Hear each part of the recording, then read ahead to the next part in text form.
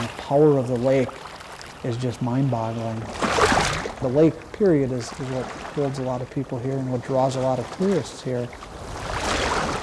Lake Superior, the magnet for the city of Duluth, attracting more than 3 million visitors a year.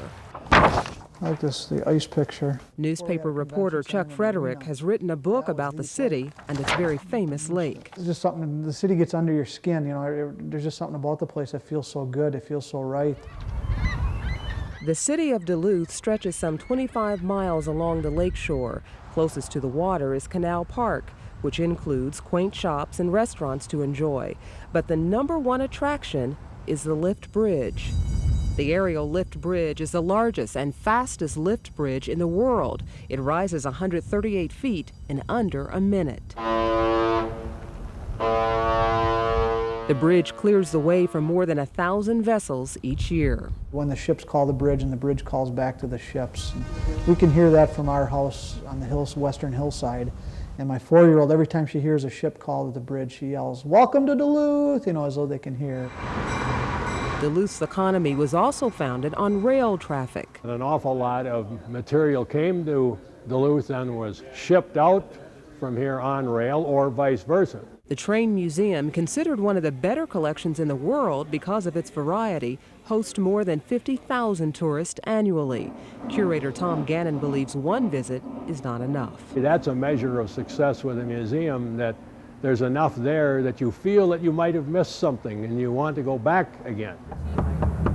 Across town, tourists visit the Glensheen Mansion, home to the Congdon family from 1908 to 1977. Mrs. Congdon insists that I dust every single room daily. Tour guides dress and speak as though the family still lives in the mansion.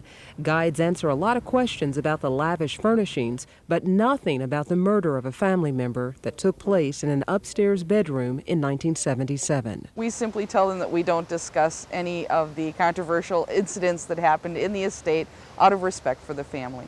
Glensheen is part of Duluth's past, but one part of the city's future is under construction. Cable down. By the end of the summer, Duluth will open the Great Lakes Aquarium. This is the marketplace where we talk about taconite, timber. And in gigantic fashion, the aquarium will display freshwater marine life that can be found in Lake Superior. The lake herring will all be in the background. The aquarium is a bold move for a city that bustled in the mid-1800s as a port city, then struggled 100 years later. There was a billboard that went up on the edge of town that said, "With the last person who leaves Duluth, please turn off the lights." Frederick's book on Duluth includes 10 chapters. His favorite is the one on Duluth's weather. If you're planning a visit to Duluth, don't let the weather be a turnoff. Downpours like this one, even in the summer, usually don't last too long.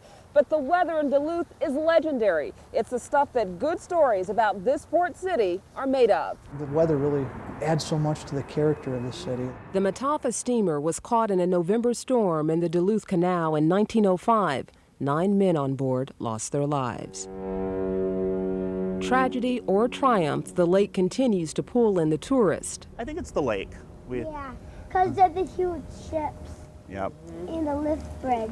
I know why it's attractive to me, and that's because of the lake. It's like an ocean. We've got everything you want. First of all, we've got something that nobody else has. We've got Lake Superior. A lake that always gives its audience another reason to enjoy Duluth. Around here we always say, oh, it's a playground for Twin Cities tourists, you know, and we get it back in the wintertime when they all go home. In Duluth, on a gopher getaway, Rhonda Kinchelow, KARE 11 News.